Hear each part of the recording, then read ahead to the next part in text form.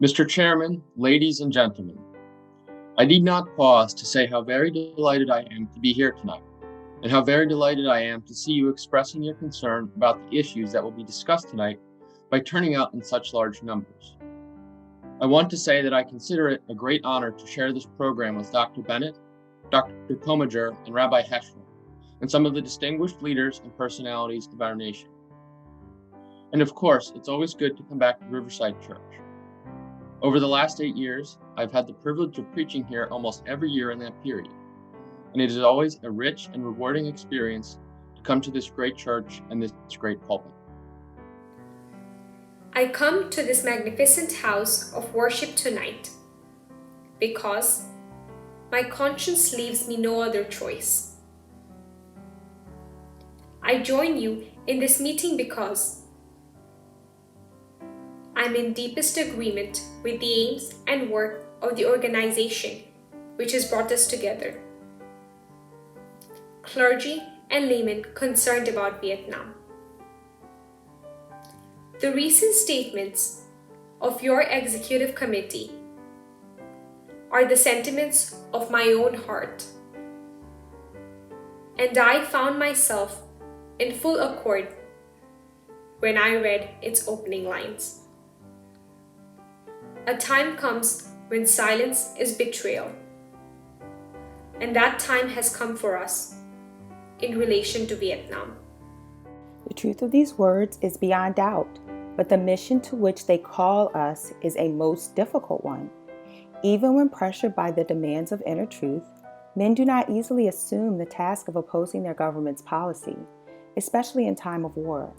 Nor does the human spirit move without great difficulty against all the apathy of conformist thought within one's own bosom and in the surrounding world. Moreover, when the issues at hand seem as perplexing as they often do in the case of this dreadful conflict, we are always on the verge of being mesmerized by uncertainty, but we must move on. Some of us who have already begun to break the silence of the night have found that the calling to speak is often a vocation of agony, but we must speak. We must speak with all the humility that is appropriate to our limited vision, but we must speak. And we must rejoice as well, for surely this is the first time in our nation's history that a significant number of its religious leaders have chosen to move beyond the prophesizing of smooth patriotism to the high grounds of a firm dissent based upon the mandates of conscience in the reading of history. Perhaps a new spirit is rising among us. If it is, let us trace its movement and pray that our own inner being may be sensitive to its guidance. For we are deeply in need of a new way beyond the darkness that seems so closed around us. Over the past 2 years, as I have moved to break the betrayal of my own silences and to speak from the burnings of my own heart, as I have called for radical departures from the destruction of Vietnam, many persons have questioned me about the wisdom of my path. At the heart of their concerns, this query has often loomed large and loud. Why are you speaking about the war, Dr. King? Why are you joining the voices of dissent? Peace and civil rights don't mix, they say. Aren't you hurting the cause of your people, they ask. And when I hear them, though I often understand the source of their concern, I am nevertheless greatly saddened. For such questions mean that the inquirers have not really known me, my commitment, or my calling. Indeed, their questions suggest that they do not know the world in which they live. In the light of such tragic misunderstanding, I deem it of signal importance to try to state clearly, and I trust concisely, why I believe that the path from Dexter Avenue Baptist Church The church in Montgomery, Alabama, where I began my pastorate, leads clearly to this sanctuary tonight. I come to this platform tonight to make a passionate plea to my beloved nation. This speech is not addressed to Hanoi or to the National Liberation Front. It is not addressed to China or to Russia, nor is it an attempt to overlook the ambiguity of the total situation and the need for a collective solution to the tragedy of Vietnam.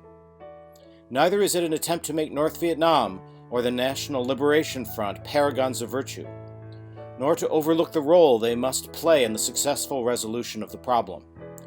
While they may both have justifiable reasons to be suspicious of the good faith of the United States, life and history give eloquent testimony to the fact that conflicts are never resolved without trustful give and take on both sides.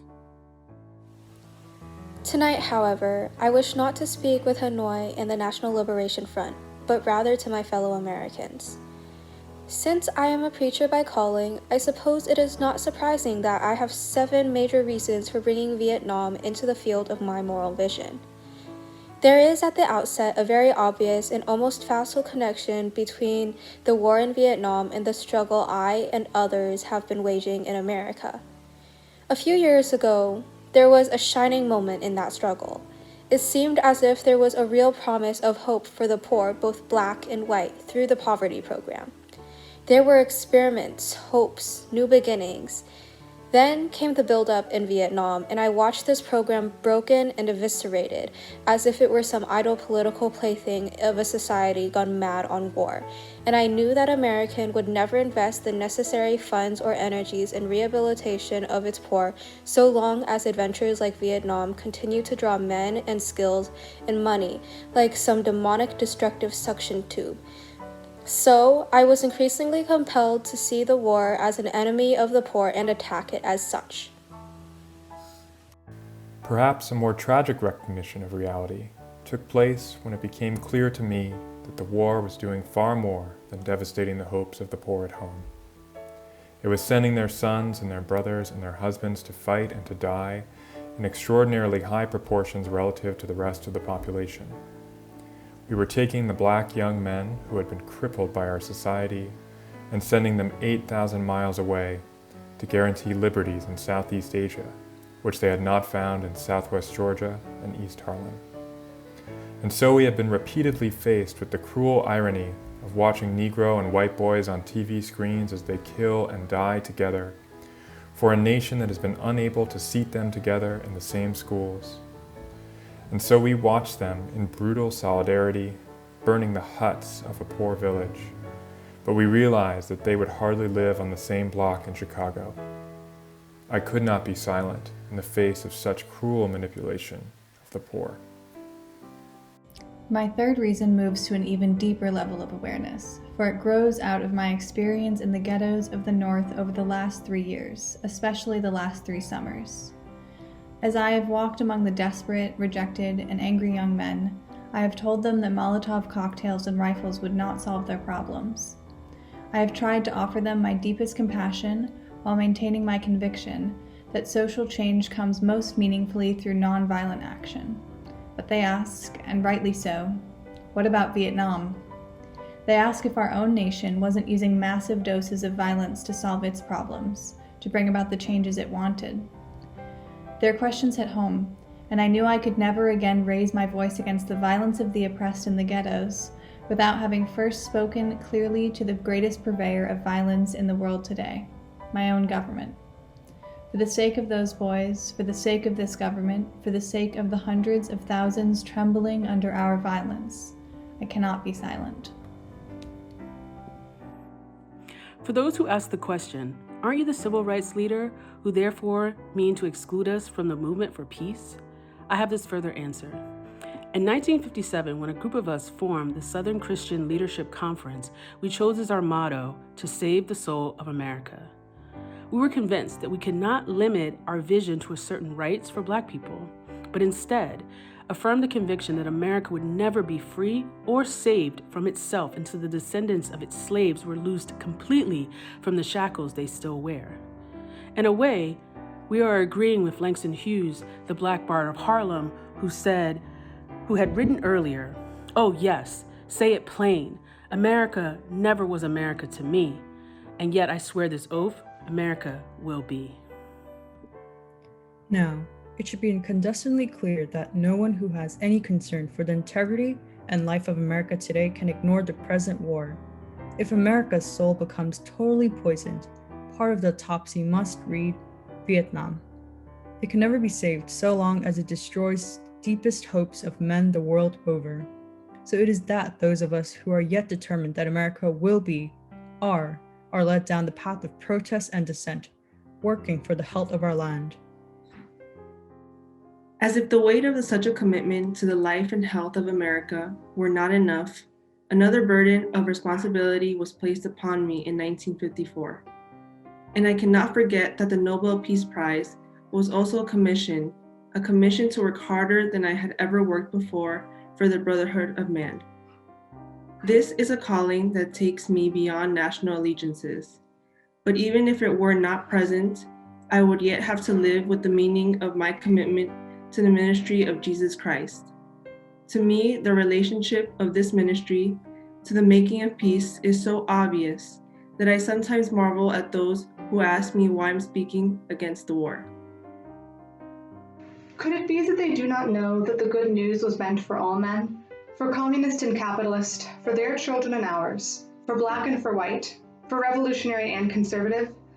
Have they forgotten that my ministry is in obedience to the one who loved his enemies so fully that he died for them? What then can I say to the Viet Cong or to Castro or to Mao as a faithful minister of this one? Can I threaten them with death, or must I not share with them my life? And finally, as I try to explain for you and for myself the road that leads from Montgomery to this place, I would have offered all that was most valid if I simply said that I must be true to my conviction that I would share with all men the calling to be a son of the living God.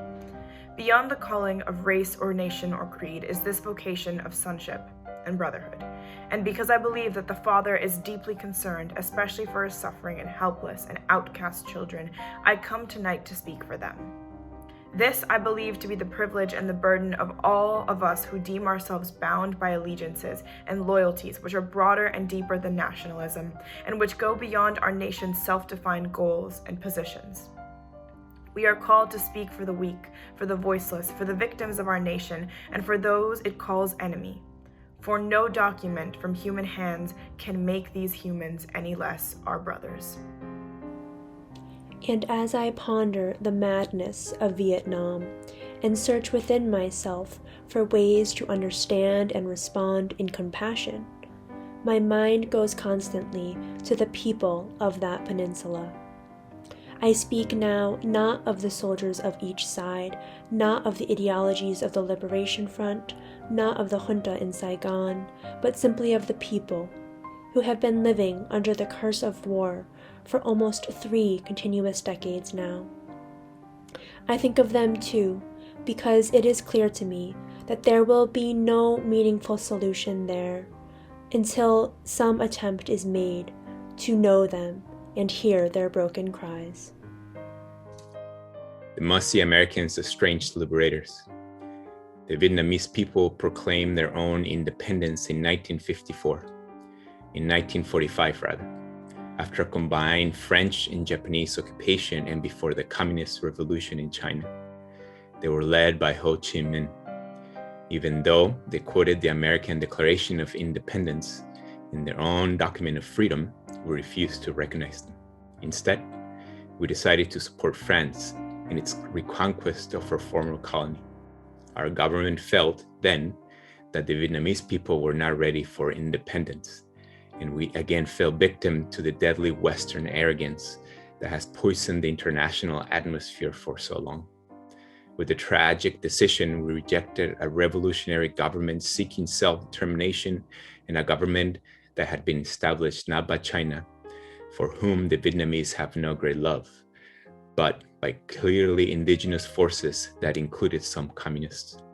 For the peasants, this new government meant real land reform, one of the most important needs in their lives. For 9 years following 1945, we denied the people of Vietnam the right of independence. For 9 years, we vigorously supported the French in their abortive effort to recolonize Vietnam. Before the end of the war, we were meeting 80% of the French war costs. Even before the French were defeated at Dien Bien Phu, they began to despair of their reckless action, but we did not. We encouraged them with our huge financial and military supplies to continue the war even after they had lost the will. Soon, we would be paying almost the full costs of this tragic attempt at recolonization. After the French were defeated, it looked as if independence and land reform would come again through the Geneva Agreement. But instead there came the United States, determined that Ho should not unify the temporarily divided nation, and the peasants watched again as we supported one of the most vicious modern dictators, our chosen man, Premier Diem.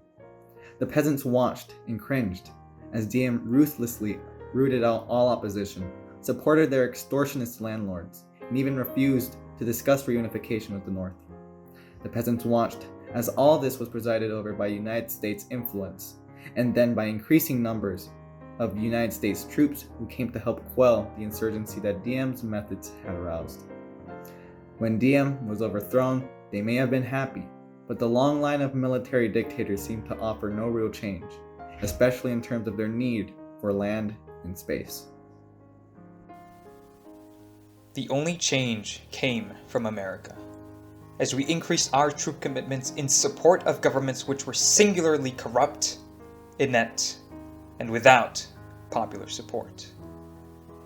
All the while, the people read our leaflets and received the regular promises of peace and democracy and land reform. Now, they languish under our bombs and consider us, not their fellow Vietnamese, the real enemy. They move sadly and apathetically as we herd them off the land of their fathers into concentration camps, where minimal social needs are rarely met.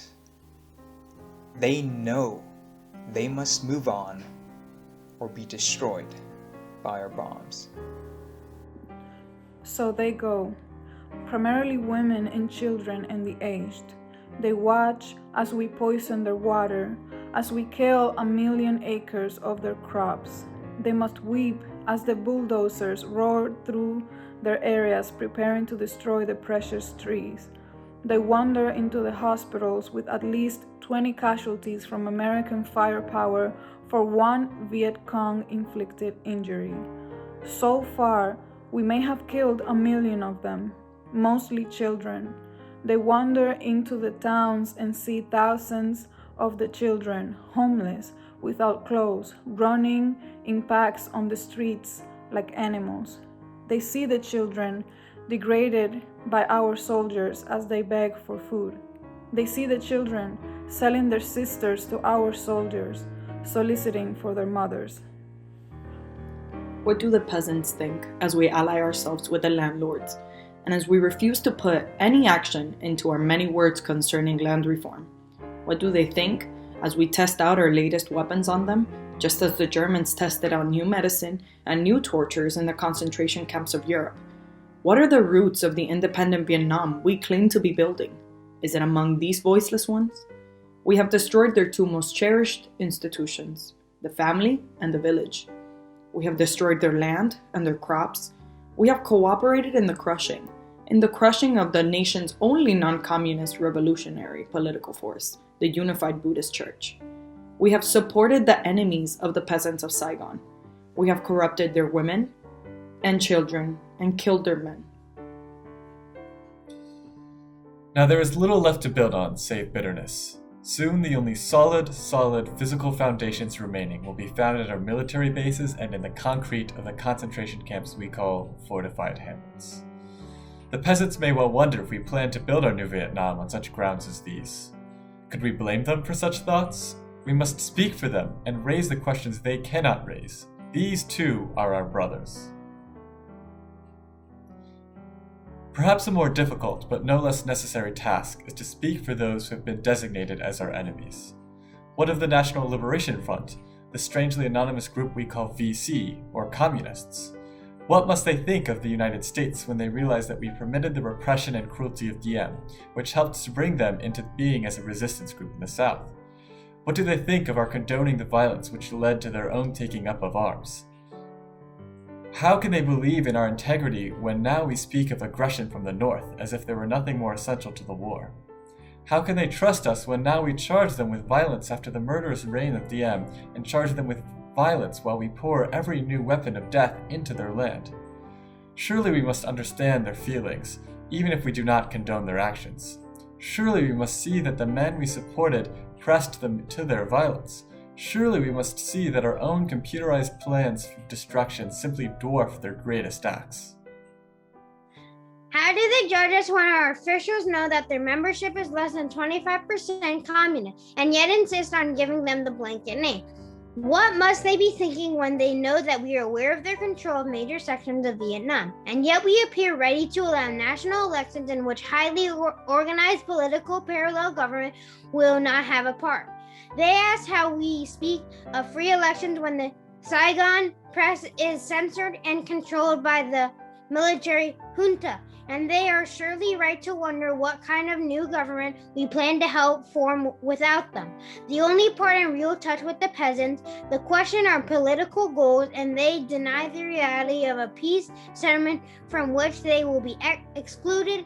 Their questions are frighteningly relevant. Is our nation planning to build on political myth again, and then shore it up upon the power of new violence? Here is the true meaning and value of compassion and nonviolence. When it helps us to see the enemy's point of view, to hear his questions, to know his assessment of ourselves. For from his view, we may indeed see the basic weaknesses of our own condition.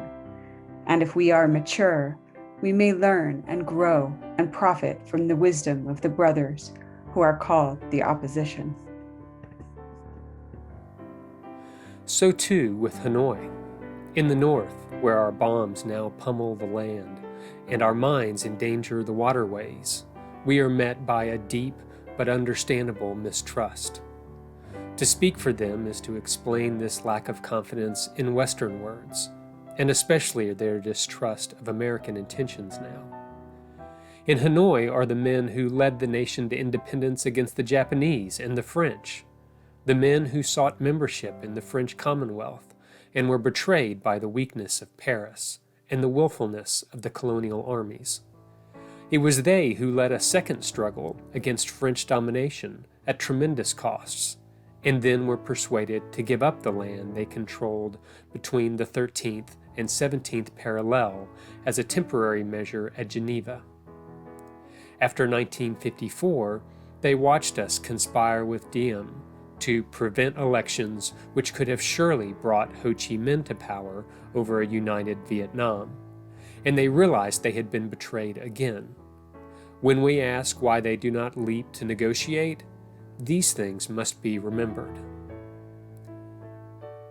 Also, it must be clear that the leaders of Hanoi considered the presence of American troops in support of the Diem regime to have been the initial military breach of the Geneva Agreement concerning foreign troops.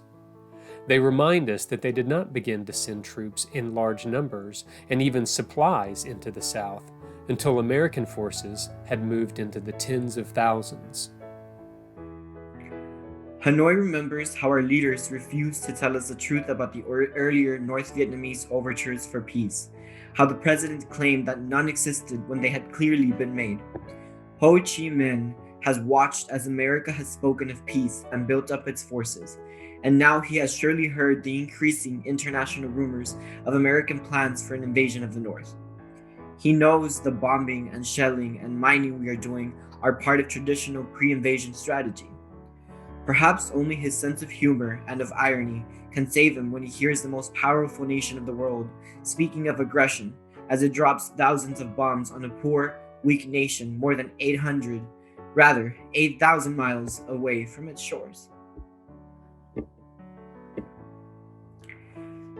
At this point, I should make it clear that while I have tried in these last few minutes to give a voice to the voiceless in Vietnam and to understand the arguments of those who are called enemy, I am as deeply concerned about our own troops there as anything else.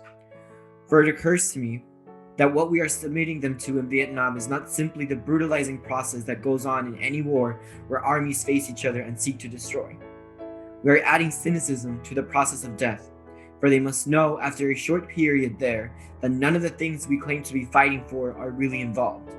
Before long, they must know that their government has sent them into a struggle among Vietnamese, and the more sophisticated surely realize that we are on the side of the wealthy and the secure, while we create a hell for the poor.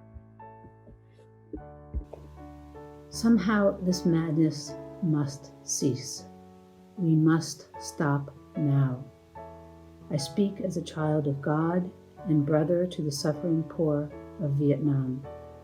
I speak for those whose land is being laid waste, whose homes are being destroyed, whose culture is being subverted.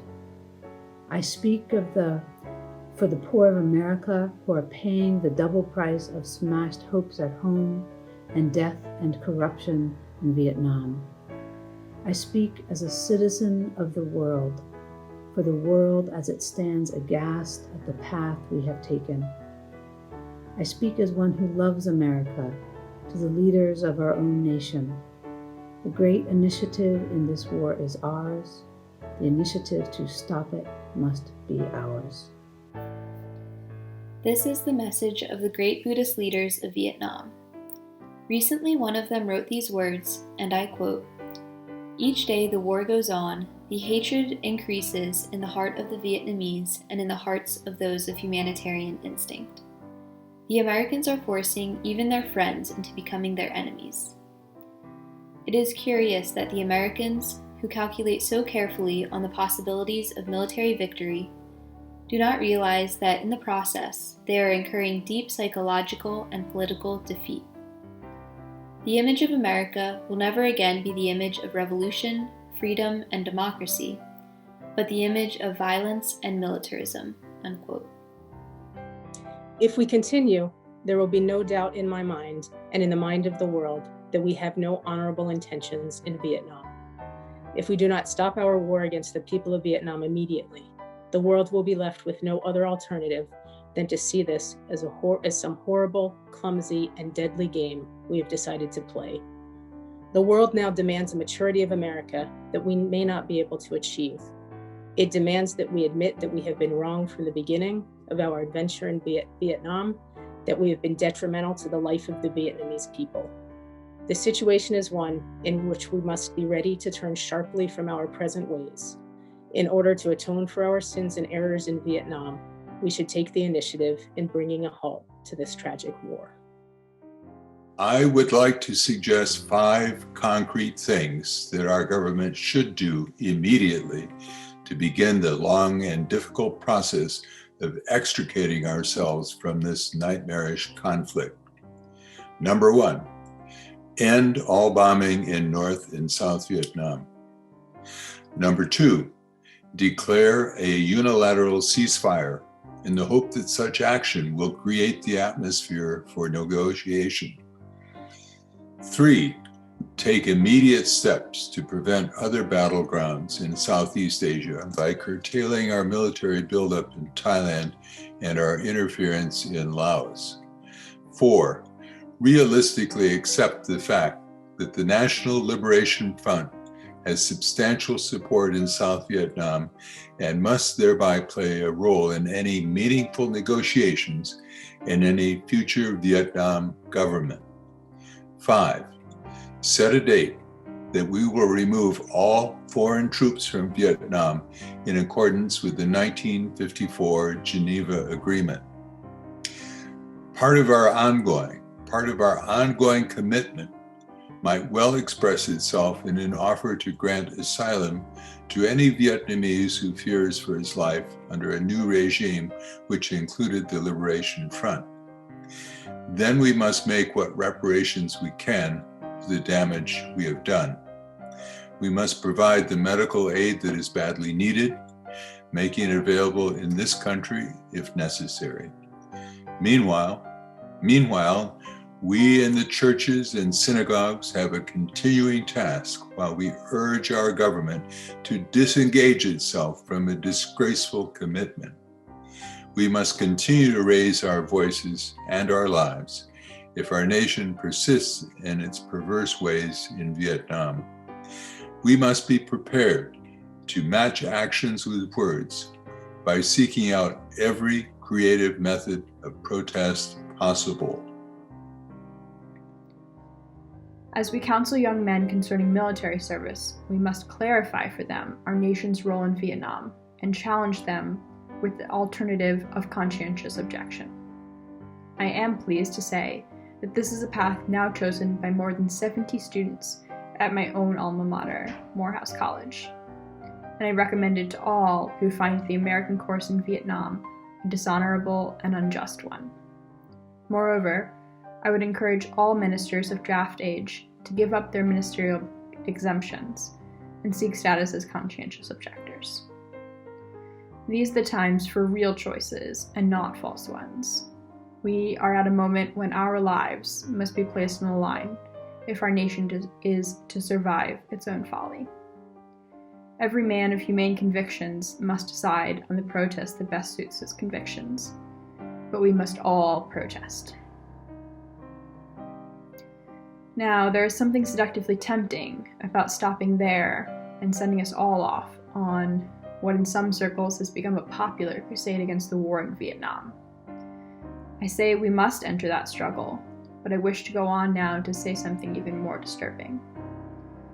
The war in Vietnam is but a symptom of a far deeper malady within the American spirit, and if we ignore this sobering reality, we will find ourselves organizing clergy and layman concerned committees for the next generation.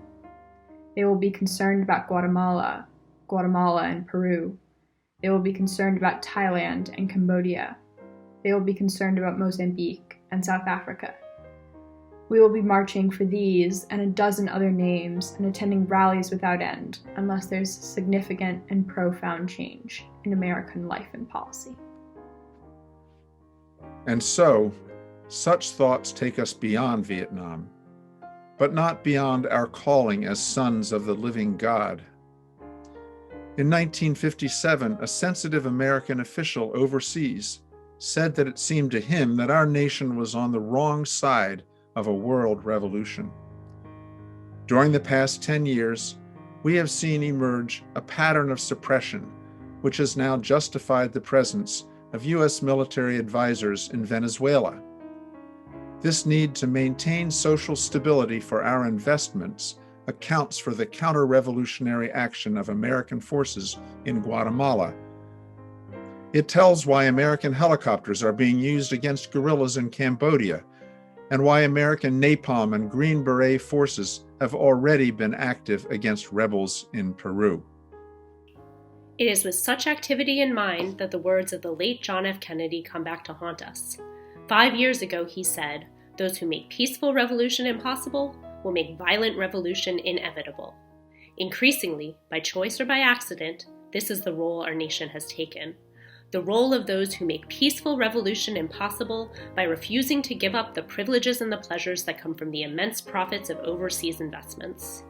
I am convinced that if we are to get onto the right side of the world revolution, we as a nation must undergo a radical revolution of values. We must rapidly begin. We must rapidly begin the shift from a thing-oriented society to a person-oriented society. When machines and computers, profit motives and property rights are considered more important than people, the giant triplets of racism, extreme materialism, and militarism are incapable of being conquered. A true revolution of values will soon cause us to question the fairness and justice of many of our past and present policies. On the one hand, we are called to play the Good Samaritan on life's roadside, but that will only be an initial act. One day we must come to see that the whole Jericho Road must be transformed so that men and women will not be constantly beaten and robbed as they make their journey on life's highway. True compassion is more than flinging a coin to a beggar. it comes to see that an edifice which produces begging needs restructuring.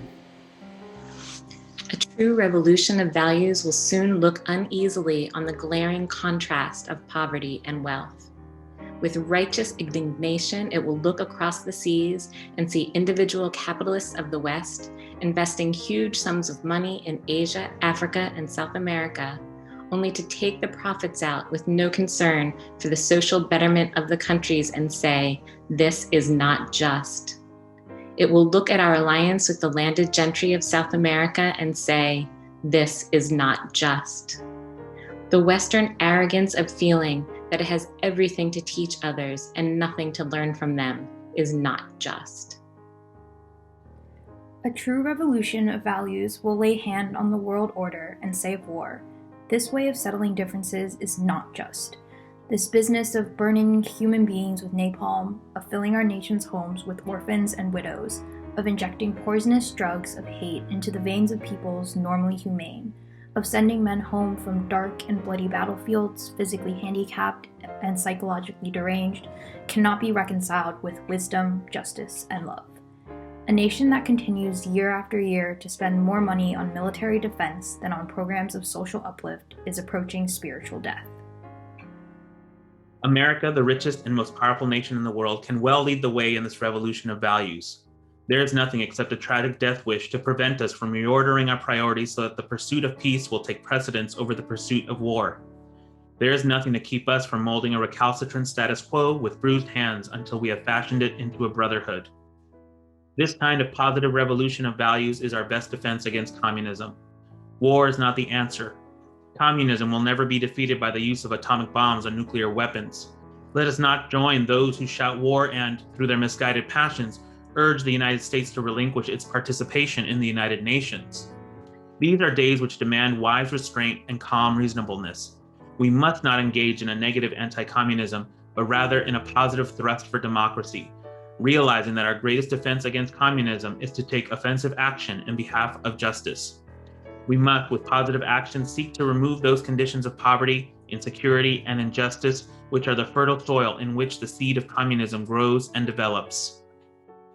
These are revolutionary times. All over the globe, men are revolting against old systems of exploitation and oppression, and out of the wounds of a frail world, new systems of justice and equality are being born. The shirtless and barefoot people of the land are rising up as never before. The people who sat in darkness have seen a great light. We in the West must support these revolutions. It is a sad fact that because of comfort, complacency, a morbid fear of communism, and our proneness to adjust to injustice, the Western nations that initiated so much of the revolutionary spirit of the modern world have now become the arch anti-revolutionaries. This has driven many to feel that only Marxism has a revolutionary spirit. Therefore, communism is a judgment against our failure to make democracy real and follow through on the revolutions that we initiated. Our only hope today lies in our ability to recapture the revolutionary spirit and go out into a sometimes hostile world, declaring eternal hostility to poverty, racism, and militarism. With this powerful commitment, we shall boldly challenge the status quo and unjust mores, and thereby speed the day when every valley shall be exalted, and every mountain and hill shall be made low, and the crooked shall be made straight, and the rough places plain. A genuine revolution of values means, in the final analysis, that our loyalties must become ecumenical rather than sectional. Every nation must now develop an overriding loyalty to mankind as a whole in order to preserve the best in their individual societies. This call for a worldwide fellowship that lifts neighborly concern beyond one's tribe, race, class, and nation is in reality a call for an all-embracing, and unconditional love for all mankind. This oft misunderstood, this oft misinterpreted concept, so readily dismissed by the Nietzsches of the world as a weak and cowardly force, has now become an absolute necessity for the survival of man. When I speak of love, I am not speaking of some sentimental and weak response. I'm not speaking of that force which is just emotional bosh. I'm speaking of that force which all great religions have seen as the supreme unifying principle of life. Love is somehow the key that unlocks the door which leads to ultimate reality. This Hindu, Muslim, Christian, Jewish, Buddhist belief about ultimate reality is beautifully summed up in the first epistle of St. John. Let us love one another, for love is God. And everyone that loveth is born of God and knoweth God. He that loveth not knoweth not God, for God is love. If we love one another, God dwelleth in us, and his love is perfected in us. Let us hope that that spirit will become the order of the day. We can no longer afford to worship the God of hate or bow before the altar of retaliation. The oceans of history are made turbulent by the ever-rising tides of hate, and history is cluttered with the wreckage of nations and individuals that pursued this self-defeating path of hate. As Arnold Toynbee says, love is the ultimate force that makes for the saving choice of life and good against the damning choice of death and evil. Therefore, the first hope in this inventory must be the hope that love is going to have the last word. We are now faced with the fact, my friends, that tomorrow is today. We are confronted with the fierce urgency of now. In this unfolding conundrum of life and history, there is such a thing as being too late. Procrastination is still the thief of time. Life often leaves us standing bare, naked, and dejected with a lost opportunity. The tide in the affairs of men does not remain at flood, it ebbs. We may cry out desperately for time to pause on her passage, but time is adamant to every plea and rushes on. Over the bleached bones and jumbled residues of numerous civilizations are written the pathetic words, too late. There's an invisible book of life that faithfully records our vigilance or our neglect. Omar Khayyam's right. The moving finger writes, and having writ moves on. We still have a choice today: nonviolent coexistence or violent co-annihilation. We must move past indecision to action. We must find new ways to speak for peace in Vietnam and justice throughout the developing world, a world that borders on our own doors. If we do not act, we shall surely be dragged down the long, dark, and shameful corridors of time reserved for those who possess power without compassion, might without morality, and strength without sight. Now let us begin. Now let us rededicate ourselves to the long and bitter but beautiful struggle for a new world. This is the calling of the sons of God, and our brothers wait eagerly for our response. Shall we say the odds are too great? Shall we tell them the struggle is too hard? Will our message be that the forces of American life militate against their arrival as full men, and we send our deepest regrets? Or will there be another message of longing, of hope, of solidarity with their yearnings, of commitment to their cause, whatever the cost? The choice is ours. And though we might prefer it otherwise, we must choose in this crucial moment of human history. As that noble bard of yesterday, James Russell Lowell, eloquently stated, "Once to every man and nation comes a moment to decide, in the strife of truth and falsehood, for the good or evil side. Some great cause, God's new Messiah offering each the bloom or blight, and the choice goes by forever, twixt that darkness and that light. Though the cause of evil prosper, yet 'tis truth alone is strong, though her portions be the scaffold, and upon the throne be wrong. Yet that scaffold sways the future, and behind the dim unknown standeth God within the shadow, keeping watch above his own. And if we will only make the right choice, we will be able to transform this pending cosmic elegy into a creative psalm of peace. If we will make the right choice, we will be able to transform the jangling discords of our world into a beautiful symphony of brotherhood.